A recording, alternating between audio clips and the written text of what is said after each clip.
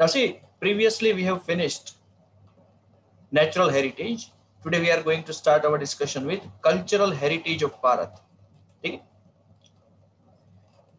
Now see, cultural heritage is something that we make ourselves. Okay, cultural heritage is man-made heritage, and Bharat has gifted to the world a diverse and rich heritage. Remember, हमने बहुत ही diverse और rich heritage पूरी दुनिया को gift किया है. Cultural heritage is man-made heritage. See, whatever is received or created by human, okay, human beings ने जो भी receive किया या जो भी create किया with his act, यहाँ पर tact नहीं लिखा है, act, okay, या tact means technique, different type of technique का इस्तेमाल करके ये सारी चीजें बनाई होगी. Wisdom, art and skill is called cultural heritage. Okay, मतलब कि हमारी बुद्धिमत्ता का इस्तेमाल करके जो भी चीजें हमने बनाई है, जो भी चीजें हमने पाई है, ठीक है, उसी को कल्चरल हेरिटेज बोलते हैं. पास्ट के अंदर हमारे एंसेस्टर्स काफी कुछ हमारे लिए छोड़ गए हैं. ठीक है, काफी कुछ मतलब यहाँ पर खाली बिल्डिंग्स या मशीन्स की बात नहीं हो रही है. ठीक है, अ वे, अ सिस्टम ऑफ लाइफ के भाई जीवन किस तरीके से जीते हैं. ठीक है, different customs and rituals, society के अंदर किस तरीके से रहा जाता है, फैमिली सिस्टम क्या होता है, फैमिली के अंदर किस तरीके का डिसिप्लिन मेंटेन किया जाता है, हमारे फूड हैबिट, हमारे clothing style, clothing habit, eating style, everything is considered to be a part of our cultural heritage. And starting from Aryans, Kshatrap, okay, Kushan, these are different people who came to Bharat. Hun, Persian, Turks, Arab, Mughal, Britishers, French, etc. castes and tribes have come to Bharat. ये सारे के सारे cast और tribes जो है जो भारत में आई थी, ओके, इन पास्ट, और फिर यहाँ आकर बस गई. ठीक है, भारतीय culture from the exchange between all his has become rich. और ये सब में से जो एक्सचेंजेस हुए कल्चर के, इसी के कारण भारत का जो कल्चर है वो काफी रिच बना है. ठीक है, क्योंकि ऐसा नहीं है कि भाई हमने बाहर की चीजों को एक्सेप्ट नहीं किया. ये जितने भी लोग भारत में आकर बसे हैं उन सबके ट्रेडिशंस को, उन सबके कस्टम्स को हमने यहाँ पर एक्सेप्ट भी किया है. ठीक है, और आज भी ये सारे जो पुराने कस्टम्स या ट्रेडिशंस है उनको मनाया जाता है भारत के अंदर. ठीक है, The people of Bharat from the prehistoric period have contributed to the people of the world. और हमने दुनिया के लोगों को काफी कुछ सिखाया है, याद रखना इस बात को. ठीक है, और आज भी सिखाते जा रहे हैं. हाँ, ऐसा बिल्कुल मत समझना कि भाई भारत के ऊपर इतने सालों से आक्रमण हुआ है, भारत को इतने सालों से लूटा गया है. हाँ, शुरुआत में ऐसा जरूर हुआ, या कई बार ऐसा जरूर हुआ है कि भाई दूसरे कंट्रीज ने भारत का मजाक उड़ाया हो कि क्या ये टेक्निक है, क्या ये सिस्टम आप इस्तेमाल करते हो. बट हम इसी सिस्टम का इस्तेमाल करके दुनिया में आज टॉप लेवल पर आ रहे हैं. ओके, फास्टेस्ट ग्रोइंग कंट्री के तौर पर उभर रहे हैं हम. ठीक है, the art of architecture and sculpture are 5000 years old. Architecture और स्कल्पचर की अगर हम बात करें, आर्किटेक्चर मतलब construction of building, designing of building, and sculpture मतलब की मूर्तियां. ये कोई पुराना आर्ट नहीं है, हमारे यहाँ पर हजारों साल से हो रहा है और 5000 साल पुरानी टेक्निक है. The remains of Indus Valley civilization is an evidence of this. और भारत की जो इंडस वैली सिविलाइजेशन थी, वहां पर जो भी बचे कुछ रिमेनिंग पार्ट बचे हुए, मतलब कि फिर खंडर जो बचे हुए, ये इसका बेस्ट एग्जांपल है कि 5000 साल पहले भी भारत के अंदर दुनिया की सर्वोच्च सभ्यता थी. And on seeing the remains of the figures of gods and goddesses, humans, animals, and several toys, as well as sculpture of a bearded man, यहाँ देखो बाजू में sculpture of bearded man, okay, दाढ़ी वाला आदमी है यहाँ पर, and the statue of a dancer, one feels self-esteem and pride in our cultural heritage. ठीक है, कई सारे फिगर्स है गॉड्स एंड गॉडेसेस के, मतलब कि आइडल्स हो सकते हैं, पेंटिंग्स हो सकती है, फिर ह्यूमन बीइंग्स के, एनिमल्स के, कुछ खिलौने हैं. ठीक है, स्कल्पचर है, मूर्तियां है बियर्डेड मैन के, and the statue of dancer Nataraj. तो एक सेल्फ एस्टीम, एक प्राइड जनरेट होती है हमें हमारे कल्चरल हेरिटेज के अंदर. Further, when we look at the figure of bullock or lion on an inverted lotus of Mauryan Empire, Chandragupta Maurya, सम्राट अशोका का जो वंशज था, वो उनके जो एंसेस्टर्स थे वो चंद्रगुप्त मौर्य. ओके, मौर्य एम्पायर के अंदर इन्वर्टेड लोटस के ऊपर बुलॉक और लायन का जो फिगर था वो. The statue of Gautam Buddha in the meditative form. Gautam Buddha का स्टैच्यू देखो, स्टैच्यूज और ये सब बनाना बिना साइंस के इतना आसान नहीं है. और ये ऐसा नहीं है कि मिट्टी के पुतले बनाए थे. ठीक है, मेटालिक स्टैच्यूज हुआ करते थे, और वो टाइम पर अच्छा हजारों साल पहले या कई सौ साल पहले, कई सदियों पहले जब मेटालिक स्टैच्यूज बनाए जाते थे, ठीक है, तो ये अपने आप में ही एक केमिस्ट्री का करिश्मा था. कि हम केमिस्ट्री में भी इतने आगे थे, हम मेटलर्जी बोलते हैं खास करके इसको, केमिस्ट्री के अंदर जो मेटेलिक स्टडीज जो होती है दैट इज कॉल्ड मेटलर्जी, तो मेटलर्जी में हम भी काफी आगे थे, ठीक है। एंड द कालाखंड स्टेच्यूज ऑफ जैन तीर्थंकर, तो कलखंड स्टेच्यूज जो है, ओके, जैन तीर्थंकर के, वो the caves of Ellora of Rashtrakuta dynasty etcetera, और ये इलोरा की जो केव्स है, अजंता और इलोरा जो है, उसमें जो इलोरा की गुफाओं के अंदर पेंटिंग्स है, स्टैचूज है, ठीक है।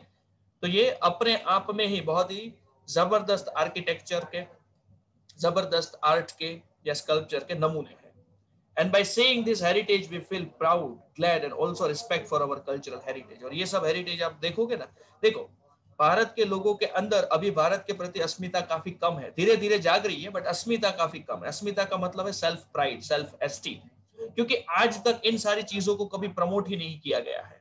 आज तक भारत को जो लीडरशिप मिली है, या कुछ सालों पहले तक भारत को जो लीडरशिप मिली है ना, उसमें भारत के अंदर भारत की क्या खूबियां है, भारत क्या था, ये कभी उजागर नहीं हुआ है, क्योंकि पश्चिमी राष्ट्रों ने भारत की इस खूबियों को काफी दबाने की कोशिश की है। बट पिछले 6-7 सालों के अंदर भारत के अंदर क्या खूबियां है, भारत के अंदर रहने वाले जो पूर्वज थे, ओके, वो दुनिया को क्या क्या देकर गए हैं, वो काफी उजागर हुआ है।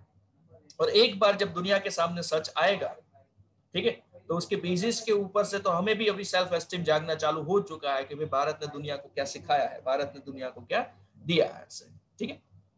Our cultural heritage accommodate palaces, okay, हमारे कल्चरल हेरिटेज में क्या क्या है, तो पैलेसेस आर देयर, महल है बड़े बड़े, ठीक है, आप सोच भी ना पाओ उतने बड़े बड़े महल है। ऐसा नहीं है कि भाई खाली वेस्टर्न कंट्रीज के अंदर या मिडिल ईस्ट के अंदर ही महल है, भारत के अंदर भी महल है। आप राजस्थान गए होंगे, आपने कई सारे महल देखे होंगे, ठीक है। बिल्डिंग्स, ओके, स्कल्पचर्स, कई सारी मूर्तियां, स्तूप, विहार, चैत्यस। ये स्तूप, विहार और चैत्यस जो है ना, दीज आर काइंड ऑफ आश्रम, ऐसा समझो, ठीक है। Temples, mosque, tomb, fort, gate. और टेम्पल्स की अगर बात की जाए, ठीक है, तो इतने जबरदस्त और इतने बड़े बड़े टेम्पल्स भारत के अंदर है, और कई सारे थे। मैं थे इसीलिए बोल रहा हूं क्योंकि पिछले 1000 सालों से भारत के ऊपर काफी आक्रमण हुए हैं, right from 10th and 11th century, और 800 सालों तक वो आक्रमण चालू रहे। और जिन जिन लोगों ने भी आक्रमण किए हैं, उन्होंने मंदिर तोड़ने में कोई कसर बाकी नहीं छोड़ी है। मैं ऐसा नहीं बोलूंगा कि सारे के सारे मंदिर को तोड़ दिया, बट कई सारे मंदिर, इवन सोमनाथ के टेम्पल को तोड़ दिया था, ठीक है। फिर साउथ के अंदर एक विठल स्वामी का टेम्पल है, मींस विष्णु भगवान का जो टेम्पल है, वो टेम्पल तो इतना विशाल और इतना बड़ा था कि कई महीने लगे थे पूरी की पूरी फौज को उस टेम्पल को तोड़ने में, बट उन्होंने तोड़े, ठीक है। अभी भी कई सारे टेम्पल्स है, कुछ लोगों की बहादुरी की वजह से ये टेम्पल्स बचे हुए हैं आज भी, ठीक है। अगर कोई बहादुर लोग नहीं निकलते, वो टेम्पल्स वो भी टूट जाते, एक भी टेम्पल नहीं बचता भारत के अंदर, ठीक है। The temples are there, okay, then mosque, tomb, fort and gates, ये सारी की सारी चीजें बनी है भारत के अंदर। Even historical places of our freedom movement like Sabarmati आश्रम।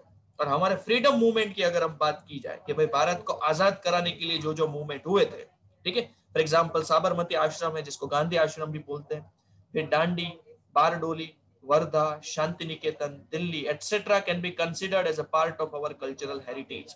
तो ये सारे के सारे आश्रम को हम हमारे कल्चरल हेरिटेज का हिस्सा या पार्ट गिन सकते हैं। And besides, language, script, discovery of zero, mathematics, calendar, astronomy, iron, literature, religion, युद्ध शास्त्र, chariot, political science, zoology, botany, vastu shastra, religion, republic, judiciary, legislation, environment protection, etc. are the important discoveries of Bharat. ठीक है, और ये सारी की सारी discoveries, okay, these are the important discoveries of this country. और दुनिया को भारत ने ये सारी चीजें सिखाई है। दुनिया के बड़े बड़े एक्सपर्ट्स भारत के अंदर आकर ये सारी चीजें सीख कर गए हैं। मैं कोई 100-200 साल पहले की बात नहीं कर रहा हूँ, I am talking about 25 to 2700 years ago, ठीक है, 2500-2700 साल पहले की बात है। हम ये सारी की सारी फील्ड में इतने आगे थे। कैलेंडर का ही एग्जाम्पल ले लो, आज भी दिवाली के बाद जो कैलेंडर आता है, गुजराती मंथ का या हिंदी कैलेंडर, व्हाटएवर, उसमें परफेक्टली लिखा हुआ होता है कि साल के दौरान कब ल्यूनर इक्लिप्स होगा, कब सोलर। वेस्टर्न कंट्रीज को तो सैटेलाइट के ऊपर डिपेंड रहना पड़ता है, और यहाँ पर हमारे कैलेंडर बनाने वाले जो लोग होते हैं वो खुद डायरेक्टली बता देते हैं कि इसी दिन को इतने बजे से लेकर इतने बजे तक सोलर और लूनर इक्लिप्स होंगे, और होते ही है। कई सारे ऐसे एस्ट्रोनॉमिकल फिनोमिनन जो होने वाले होते हैं वो कैलेंडर्स के अंदर लिखे हुए होते हैं, ठीक। वेस्टर्न कंट्रीज तो सैटेलाइट के ऊपर डिपेंडेंट है, बट यहाँ पर मैथमेटिकल कैलकुलेशंस और एस्ट्रोनॉमिकल स्टडीज के बेसिस के ऊपर से ही वो बता देते हैं कि ठीक है, तो ये सारे इतना परफेक्शन है, तो इसके ऊपर से आप सोच सकते हो कि अगर ये इतनी सटीक कैलकुलेशंस हम कर सकते हैं तो दूसरे सारे सब्जेक्ट में हमने क्या क्या नहीं किया होगा ऐसे। ठीक है, any questions until now?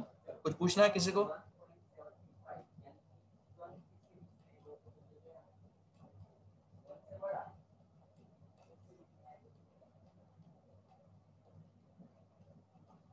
Okay, cultural heritage of Gujarat. ठीक है, गुजरात की बात है अभी। The places having cultural, legendary and archaeological importance are, Gujarat की अगर हम बात करें तो कल्चरल, लेजेंडरी या फिर आर्कियोलॉजिकल इंपोर्टेंस की अगर हम बात करें तो लोथल है जो धोलका तालुका में है, रंगपुर है जो लिमड़ी तालुका में, सुरेंद्रनगर डिस्ट्रिक्ट। ठीक है, धोलावीरा है कच्छ डिस्ट्रिक्ट के अंदर, रोजड़ी या श्रीनाथगढ़ है राजकोट डिस्ट्रिक्ट के अंदर। इसका बहुत ही ज्यादा इंपॉर्टेंस है, खास करके आर्कियोलॉजिकल इंपॉर्टेंस है कि खुदाई कर कर काफी सारी पुरानी चीजें यहाँ पर या पुरानी सिविलाइजेशंस के अवशेष यहाँ पर मिले हैं। ठीक है, the places of pilgrimage are victory tower of Vadnagar. और पिलग्रिमेज प्लेसेस की अगर हम बात करें, ठीक है, यात्रा करने लायक स्थल, ओके, तो विक्ट्री टावर है वडनगर में, स्टोन इंस्क्रिप्शन है सम्राट अशोक के जूनागढ़ में। ठीक है, ऑलवेज रिमेंबर वन थिंग, सम्राट अशोक महान इसीलिए नहीं थे क्योंकि उन्होंने कई सारे युद्ध किए और कई सौ लोगों को या कई हजार लोगों को मार के काट दिया, ऐसे नहीं। कोई भी राजा महान तब बनता है जब वो अपने प्रजा के सुख और शांति के बारे में सोचता है, युद्ध को रोकता है ताकि निर्दोष लोगों का खून ना बहे। इतना याद रखना, जब तक सम्राट अशोक ने दूसरे रीजन के ऊपर अटैक करके आजू बाजू के रीजन को अपने कब्जे में लिया और वहां के लोगों को मारा, तब तक वो महान नहीं बने। जब उन्होंने लोगों को मारना छोड़ दिया, व्योर का त्याग किया ना, तब वो महान बने। इतना याद रखना। ठीक है, राजा का कर्तव्य अपने राज्य को फैलाना या बड़ा करना नहीं होता। ओके, लोगों की शांति, लोगों के मन में भय नहीं होना चाहिए, लोगों को एक टाइप का सेटिस्फेक्शन होना चाहिए। इस टाइप की भावनाएं जब एक राजा अपनी प्रजा के मन में क्रिएट कर पाते हैं, अपने सैनिकों के मन में क्रिएट कर पाते हैं ना, तब वो राजा महान गिना जाता है। ठीक है, तो सम्राट अशोक जो है उन्होंने किस तरीके से सब कुछ जीता, इसलिए वो महान नहीं। ठीक है, ऐसे जीतने वाले लोग पागल होते हैं, they are idiots who are killing innocent people. यहाँ पर इनोसेंट लोगों को, मारने वाले लोगों को महान नहीं बोला जा सकता। ठीक है, बट जब उनको प्रायश्चित हुआ, जब उन्होंने सबको मारना काटना छोड़ दिया, फिर उन्होंने पिलर के ऊपर इंस्क्रिप्शंस लिखवाए, इसलिए वो महान थे। ठीक है, शांति का संदेश, शांति का मैसेज वैसे। ठीक है, और खाली जूनागढ़ के अंदर ही नहीं, सम्राट अशोक के जो इंस्क्रिप्शंस है वो तो भारत के अलग अलग स्टेट्स के अंदर कई जगह पर आपको देखने को मिलेंगे। ठीक है, फिर sun temple of Modhera, gate of Champaner, Rudra Mahalaya of Siddhpur, Munsar lake of Viramgam, Jama Masjid of Ahmedabad, झूलता मीनारा, ठीक है, जिसको शेकिंग टावर्स भी बोलते हैं, सिद्धि सैयदनी जाली ग्रिल, ये लाल दरवाजा में है, टेम्पल्स ऑफ हटी सिंह, ठीक है, ये हटी सिंह के टेम्पल आई थिंक शाहीबाग में है, Sahastraling lake of Patan, Rajmahal of Vadodara, tomb of Mohammad Khan, yes, tomb of Mohammad Khan, Parsi Agiary of Navsari are worth seeing places. देखो ये जितने भी नाम दिए हैं ना, by the point of view of objectives this things are very important, remember. ठीक है, इसमें से कई सारे छोटे छोटे क्वेश्चंस आ सकते हैं। ओके, तो ये जितने हो सके उतने हम याद रखने हैं, आपको रखने ही पड़ेंगे। हिस्ट्री के अंदर खास करके कई सारी ऐसी इंफॉर्मेशन होगी जो आपको याद रखनी पड़ेगी, इसमें कुछ समझना नहीं होता। You just have to remember the name and places and why that particular place is very important. Places have religious importance. Okay, और गुजरात के अंदर रिलीजियस इंपोर्टेंस वाली कौन कौन सी जगह है? सबसे पहले तो द्वारिकाधीश टेम्पल ऑफ द्वारका, शारदा पीठ of Jagat Guru Shankaracharya, Somnath temple one of the 12 ज्योतिर्लिंग। के भारत के अंदर शिव जी के 12 बड़े बड़े मंदिर है, उसमें से एक ज्योतिर्लिंग जो है वो सोमनाथ है।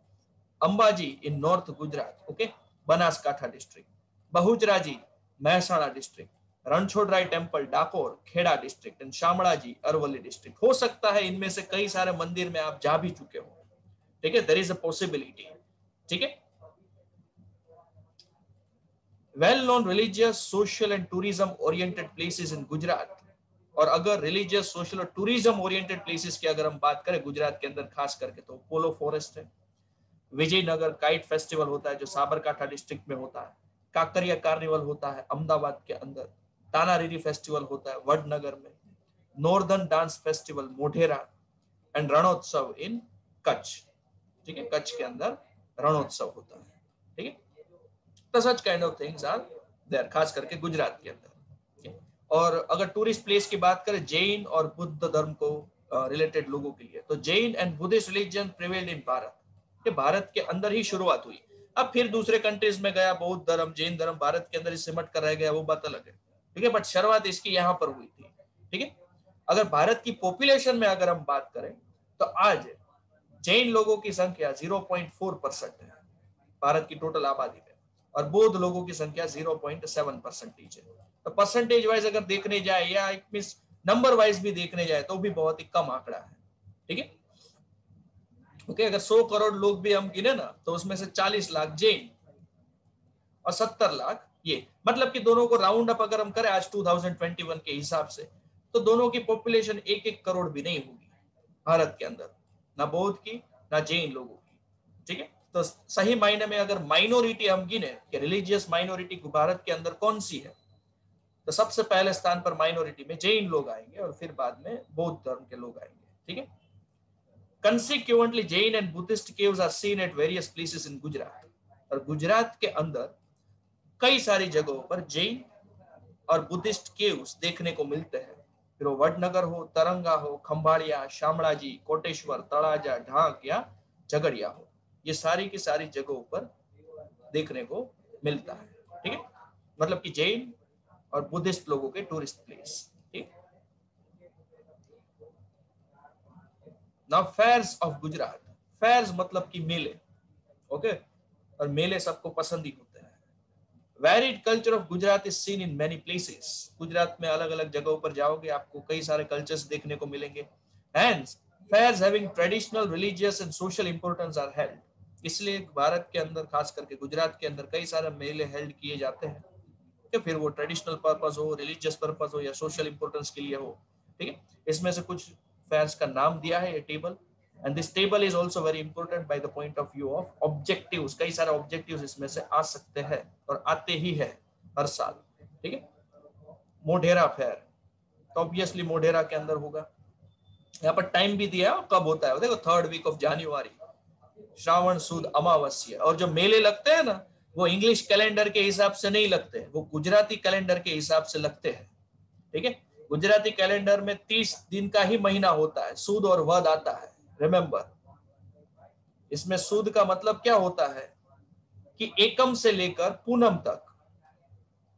ठीक है, रिमेंबर, एकम से लेकर पूनम तक ये 15 दिन, फोर्टनाइट बोलते हैं इसको, सूद महीना होता है। अजवाड़ियों, जब चांद बड़ा बड़ा बड़ा होता है ना, दैट इज कॉल्ड सूद।